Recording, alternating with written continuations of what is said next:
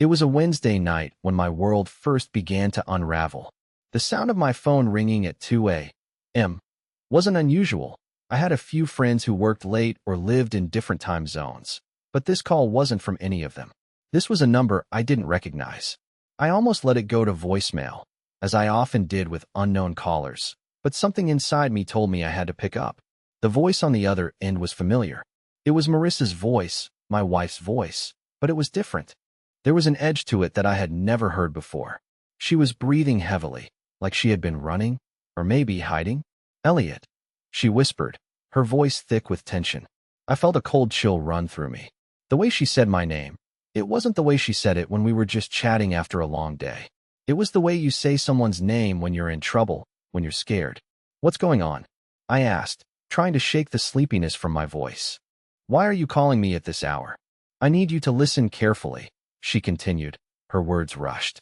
"I've made a mistake. A huge mistake, and I don't know how to fix it." My mind started racing. What could she possibly be talking about? Was something wrong? Was it work? A family emergency? But then she said something that froze me in my tracks. "I've been lying to you, Elliot," she said, her voice cracking. "I've been seeing someone else." I froze. The words didn't quite process right away. It felt like a bomb had dropped in my lap, except the explosion hadn't come yet. It was like the universe had hit the pause button, and I was stuck in this moment where time stood still. I knew something was coming, but I didn't know how bad it was going to be. "I don't know what to do," she continued, her voice trembling. "I don't want to lose you, but I can't go back. I don't know how to make this right." I sat there, staring at the phone in my hand. The silence stretched on between us, each second feeling like an eternity. I should have said something, anything, but the only thing I could hear in my mind was that last sentence. "I've been seeing someone else." I wanted to shout, to demand details. Who was it? How long had it been going on? How could she do this to me? But the truth was, I wasn't even sure if I wanted to hear the answers. My stomach twisted into knots, and I felt my heart drop into my chest. The idea that my wife, the woman I had shared a decade of my life with, could be with someone else was incomprehensible. It was like trying to wrap my head around a concept that didn't exist in my world. "Please, Elliot," Marissa pleaded, her voice now thick with emotion. "I'm so sorry. I didn't mean for any of this to happen, but I need you to know that it's over. It's done. I'm done." Done. She was done. I felt the blood drain from my face. The room around me suddenly felt smaller, as if the walls were closing in. I couldn't breathe. I couldn't think. My mind was overloaded with so many thoughts, so many questions, that I couldn't focus on a single one. I wanted to scream. I wanted to cry. I wanted to throw my phone across the room and never speak to her again. But I didn't. I just sat there in silence, holding the phone to my ear as her words echoed in my mind. "I'm so sorry," she repeated over and over again. "I wish I could take it all back, but I can't." And that was it. That was the moment when everything changed. I had no idea where to go from here. No idea what to do next. All I knew was that something had snapped. Something had broken inside of me, and there was no going back. The next morning, I could barely drag myself out of bed. I had set my alarm, but it felt like my body was fighting me, telling me to stay put, to ignore the world for a little longer. How was I supposed to go on with a normal day after what Marissa had said to me? How was I supposed to face her knowing what I now knew? I looked at my phone, but I didn't have the courage to check it. The silence between us was deafening. She hadn't called back, hadn't texted. I wondered if I was just a background character in her story now. I told myself to keep it together, to focus on work. After all, this wasn't just about me. I had responsibilities. But how do you focus when your world is falling apart? The whole morning felt like I was living in a fog. I didn't hear the door open when Marissa came into the room. I didn't even realize she was standing there until I felt her hand on my shoulder. "Elliot." Her voice was soft, hesitant, but there was a coldness in it that I hadn't heard before. It wasn't the warmth I was used to. It wasn't the voice of the woman I had spent years with. I turned slowly, meeting her gaze. I wanted to say something. I wanted to scream, but nothing came out. I just felt empty. She had this look in her eyes, like she was already miles away, even though she was standing right in front of me. "I didn't know what to do last night," she said, almost apologetically. "I didn't know how to explain it, how to make sense of it." "I don't think you can," I muttered, my voice barely above a whisper. She winced. "Elliot, please don't do this." I never meant for you to find out this way. Then how was I supposed to find out, Marissa? I snapped, the anger bubbling up inside me now. You think I wouldn't eventually figure it out? You think I wouldn't see the signs? She looked down, her eyes brimming with tears. I didn't want to hurt you, but I couldn't keep lying. There it was. The truth. She couldn't keep lying. But how long had she been lying? How long had she been hiding this secret? These questions clawed at me, tearing at whatever was left of the trust one had in her. I need you to tell me everything, I said, the words coming out more forcefully than I intended. I need you to explain. What's going on with Liam? She flinched at the mention of the name, and for the first time, I saw a flicker of guilt in her eyes. He's someone I met a few months ago, she started, her voice trembling. It was never supposed to be anything serious. It was just, I don't know. I don't know what happened. I was lonely. I felt neglected. The words stung more than I expected. Lonely? Neglected? We had been together for so long, and I had always tried to be there for her, tried to make her feel loved, appreciated. What had I missed? I could feel my chest tightening, my thoughts spiraling out of control. So what? This entire time, while I've been working, trying to build something for us, you've been with him? You've been with him? She took a step back, her eyes lowering. It wasn't like that. It didn't mean anything. Her voice cracked. I just didn't know how to talk to you anymore. I didn't feel like myself. The words hung in the air between us, heavy with meaning. She was right, I realized. Something had been off for a while, but I had ignored the signs, buried my own concerns, thinking that everything was fine. I wanted to believe that the woman I married was still the same one beside me. But now, I didn't know who she was. I stood up abruptly, pacing the room, trying to make sense of it all. You don't even seem sorry, I said bitterly. You're just trying to explain it away. No, that's not what I meant, she pleaded. I do feel terrible, Elliot. I wish I could take it all back. But the damage is done, and I don't know how to fix it. I stopped in my tracks, staring at her. I wanted to ask a million questions, to demand more answers, but I knew it wouldn't change anything. The truth was already out there, hanging between us like a dark cloud. I was starting to feel something else, something I hadn't expected, numbness. The more she talked, the more I realized I was losing her, piece by piece, and there was nothing I could do to stop it. I need time, I said, my voice hoarse. She nodded, stepping away slowly. I understand. And just like that, she was gone. The door closed behind her with a soft click, and I was left standing there in silence, alone with my thoughts. How long had I been blind to what was happening? How long had I been living in a lie? The silence in the house after she left was suffocating. It was as if the air had thickened with every unanswered question, every unsaid word. I couldn't move. I couldn't think. The weight of what Marissa had said was still crushing me, and I was trying, desperately, to make sense of it all. I walked over to the kitchen, hoping to distract myself with something simple, like making a cup of coffee. But as soon as I stepped into the room, I saw it. Her phone was sitting there, charging on the counter. My heart skipped a beat. I shouldn't, I told myself. But my hand was already reaching for it, as if it had a mind of its own. I had never been the type to invade her privacy before. We trusted each other. But something had shifted, and I couldn't shake the feeling that there were more pieces to this puzzle that I hadn't seen yet. The phone unlocked easily. Her fingerprint was still registered, and I couldn't stop myself. I opened the Messages app. The first thing I saw was a string of texts from Liam. I froze. This time, there were no vague messages. This wasn't a coincidence. This was real. The words on the screen hit me harder than anything Marissa had said. Can't wait to see you tonight. I've been thinking about you all day. I miss you. I felt a surge of rage flood through me. I miss you. Those words felt like a slap in the face. She missed him. The man who wasn't me.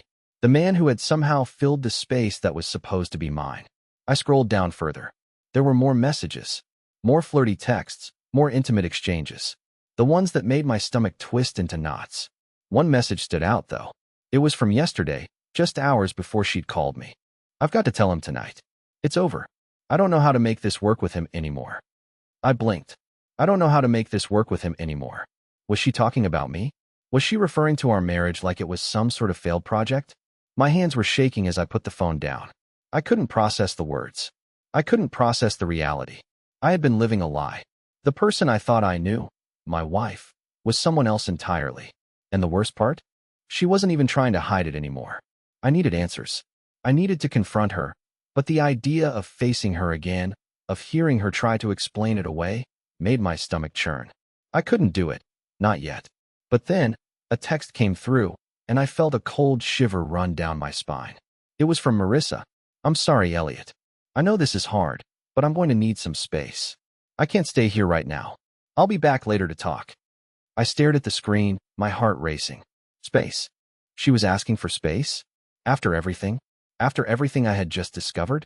I felt a rage rise up within me. I wasn't sure if it was from the betrayal, the lies, or the fact that she seemed so calm about it all. I didn't know what to do. I didn't know how to feel. I didn't know if I was angry, heartbroken, or just completely numb. All I knew was that I needed to get to the bottom of it. I couldn't let her slip away without getting the truth. The text she sent lingered on my screen, the words burning into my mind. "I need some space." It was like a cold, final sentence, echoing through the empty house. My heart was pounding, and for the first time in years, I felt like a stranger in my own home. I stared at my phone, the weight of her message settling deep in my chest. Space. After everything, she wanted space. How was I supposed to process this? How was I supposed to understand that my wife, someone I had known and trusted for over a decade, had been hiding this entire affair from me? I couldn't wait for her to come back. I couldn't sit there and let this fester any longer. My mind was on fire, racing with thoughts, questions, and accusations I couldn't quite form. But I needed answers. I needed to know everything. Without thinking, I grabbed my coat, shoved my phone into my pocket, and left the house. I didn't know where I was going, but I knew I couldn't stay there, waiting for her to come back, waiting for her to somehow explain away everything she'd done. I drove aimlessly, my mind whirling. I knew where I had to go next. There was one place I could get answers, one person who could help me make sense of what was happening. I wasn't sure if I was ready for the confrontation, but I didn't have a choice. I had to face it head on. I pulled up to Liam's apartment building, my hands gripping the steering wheel so tightly that my knuckles turned white. I couldn't believe I was here. I couldn't believe I was actually doing this. But there I was, about to confront the man who had torn my world apart. I took a deep breath, trying to steady my racing heart. I wasn't sure what I expected from this. Anger? Confrontation? Or maybe I just wanted the truth, raw and unfiltered, no more lies or excuses. I stepped out of the car and walked toward the building, my footsteps heavy with the weight of everything that had happened. I wasn't sure how I was going to handle this. I wasn't sure how I would react. But I knew I couldn't go back to the house without answers. As I reached the door of the building, I saw him. Liam. He was standing at the entrance, his back to me, his head tilted slightly as if he was waiting for something. Waiting for me, maybe. The realization hit me like a punch in the gut. This was real. He was real. Everything was real. He turned and saw me standing there. For a moment, neither of us spoke. It was as if the world had paused, and all that existed in that moment was the two of us. "Elliot," he said, his voice calm, almost too calm. He didn't look surprised to see me. That alone sent a shiver through me. I didn't know what to say at first. I didn't know how to ask the questions I needed answers to. But somehow my voice found its way out. "Why? How long has this been going on?" Liam didn't flinch. He didn't look guilty. In fact, he seemed almost indifferent, like this wasn't the life-shattering moment it was for me. "Months," he said simply. "It started a while ago. She didn't want you to know. She didn't want to hurt you." The words hit me like a slap. Months. The betrayal had been going on for months, and I had no idea. How could I have been so blind? How could I have missed the signs? I had been so wrapped up in my own life, my own routine, that I didn't see what was right in front of me. I clenched my fists, trying to keep my composure. I wanted to shout at him, to demand why he had done this. But I knew it wouldn't change anything.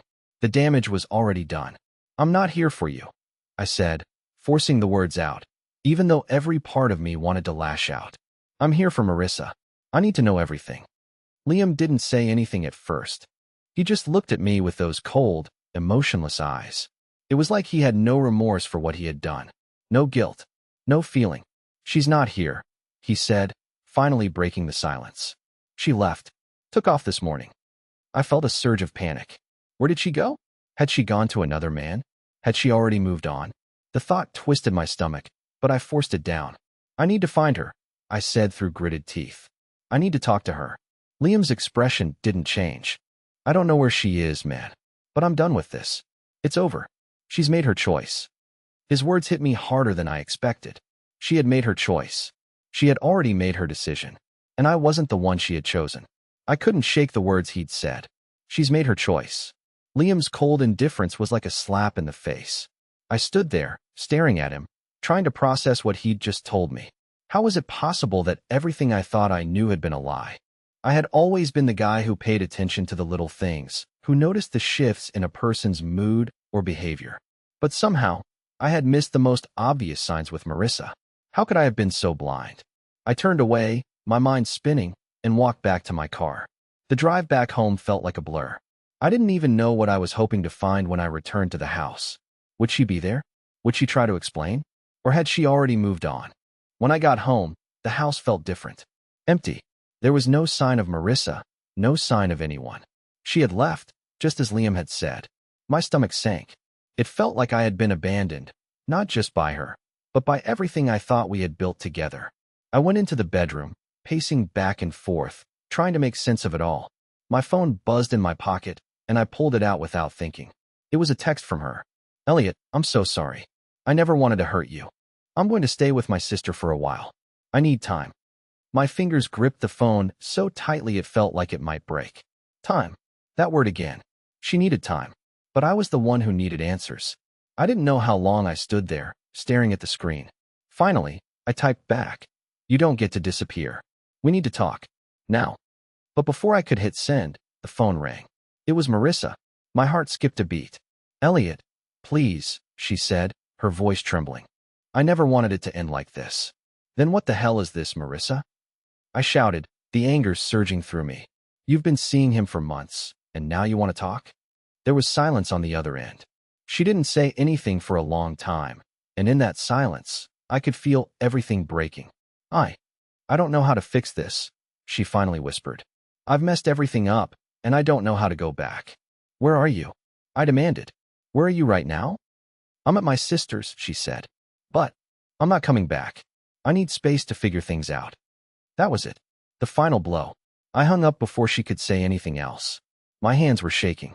I didn't know what to feel anymore. I had spent so many years with this woman, and now she was walking away without a second glance. I stood there, staring at the empty room, my mind numb with disbelief. How had I gotten here? How had we gotten here? The life I thought we shared was nothing but a facade. And then, something clicked. I wasn't just angry. I wasn't just heartbroken. I was terrified. Terrified that everything I thought I knew about love, about trust, had been an illusion. Terrified that I might never be able to trust anyone again. But one thing was clear, I wasn't done. Not yet. I had to know what happened. I had to understand how this all fell apart. And I was going to find out, whether she liked it or not. I don't know how long I sat there, trying to process everything. It felt like I was drowning in my own thoughts. But one thing kept gnawing at me. The fact that she was still hiding something. Marissa wasn't the type to just run away without explaining herself. She was too careful, too calculated. There had to be more to this story. I didn't want to believe it, but I couldn't shake the feeling that I was missing something critical. I glanced at my phone again, reading and rereading her last message. I'm going to stay with my sister for a while. I need time. It was too neat, too perfect. Something didn't feel right. Why hadn't she told me sooner? Why hadn't I seen this coming? The lies, the secrecy, it was all so far removed from the woman I thought I knew. I stood up abruptly and grabbed her phone from the kitchen counter. The same phone I'd looked at before, the one I had no right to invade. But now, I wasn't going to stop myself. If she wasn't going to be honest with me, then I would find the truth myself. I unlocked it easily, her fingerprint still registered. I went straight to her messages with Liam. The first text I saw from him was chilling. Are you sure you're ready for this? I don't want to hurt anyone. I ran my fingers over the screen, trying to piece everything together. I had read the earlier messages, but this one struck me differently. I don't want to hurt anyone. Liam knew she was married. He knew she was betraying me, and yet he still kept going. But it was the message below that really made my stomach twist. She had replied, I need this, Liam. I need to feel alive again. I felt my breath catch in my throat. I need to feel alive again. What had happened to us? To me? To her? We had been happy, or at least I thought we were. But something had been missing for her. And now I was seeing it in black and white. My marriage wasn't enough for her. I scrolled down further, trying to find anything that would explain why she'd made these choices. That's when I saw the name Tom. It wasn't Liam. It wasn't a friend. It was someone I had never heard of. And yet, there it was, another name in the list of people she had been talking to. I didn't know what to think. Tom. Was this another affair? Or was it someone else? I had to find out. I had to know if there were more lies buried in these messages. My mind raced as I dialed her sister's number. I wasn't sure what I was expecting, but I needed something to break this silence. The phone rang a few times before someone picked up. Hello. It was Marissa's sister, Erin. Her voice was flat, like she wasn't sure what I was calling for, but she answered anyway. Erin, it's Elliot. Oh, Elliot. Hi, she said hesitantly. Is everything okay? I haven't heard from Marissa. Yeah, that's kind of why I'm calling, I replied, my voice shaking. She said she was staying with you, but I need to talk to her. Where is she? There was a long pause on the other end of the line, and for a split second, I thought she wasn't going to answer. Then, she finally spoke. Elliot, I'm not sure if I should be telling you this, but Marissa isn't staying with me. I froze. What do you mean? She said she was coming to your place. She didn't come here. She called me earlier today, but it wasn't about staying with me. Erin's voice grew quieter, like she was afraid to say too much. She said she was going to leave for a while, but she didn't tell me where. I don't know what's going on, Elliot. She's not herself. I could hear the uncertainty in her voice, and I didn't know whether to feel relieved or even more lost. Why hadn't Marissa told me the truth? Was she planning to disappear entirely? My mind raced with possibilities. I needed to get to the bottom of this. Whatever was happening, I couldn't just let it slip away. I had to confront her, face to face. I hung up and stood there for a moment, trying to catch my breath. Everything I had known, everything I had trusted, was slipping through my fingers like sand. But this time, I wasn't going to wait. I was going to find her. No more hiding. No more running. I wasn't sure what drove me more, the need for answers or the burning rage inside me. Either way, I couldn't stay in this limbo, waiting for Marissa to make the next move. She had disappeared, and every second she stayed gone was one more second I couldn't get back. I grabbed my jacket and walked out the door, determined to find her. I knew she wasn't with her sister, and I had no idea where she could have gone. But I had to start somewhere, and the only lead I had left was that mysterious name, Tom. I pulled out my phone, scrolling through the messages again, looking for any clue I might have missed. But there was nothing new, just more cryptic messages between her and Liam. Nothing about Tom. I couldn't just sit there and wonder. I had to act. I drove through the city for what felt like hours, trying to calm myself down. But with every mile I put between myself and home, the more I realized how little I knew about the woman I had married. I thought I knew her. I thought we had built something real. But now I didn't even know where to start. Then my phone buzzed. It was Marissa. I pulled over, my heart racing. Her name flashed on the screen, and for a moment, I just stared at it, as if I couldn't quite believe it was really her. I wasn't sure if I was ready to hear what she had to say, but I had no choice. I answered, Marissa, where are you? Her voice was soft, distant. Elliot, I'm sorry for everything. I didn't know how to tell you. I could barely breathe, my chest tight. You've already told me enough. But I need to know why. There was a long silence. I could feel her hesitation through the phone. Then she whispered, It's not just Liam. It's more complicated than you think. I didn't know what that meant. But the more I thought about it, the more I realized, complicated didn't even begin to cover it. What does that mean, Marissa? I asked, my voice low and controlled, though every part of me was shaking. Who is Tom? The line went dead. I stared at my phone, stunned. She had hung up. I didn't know whether to be relieved or even more desperate. But now, I knew something was wrong. Something was much worse than I had imagined. I had to find her, and I couldn't wait any longer. I couldn't let the night end like this. The uncertainty, the silence, and the half-answers were eating away at me.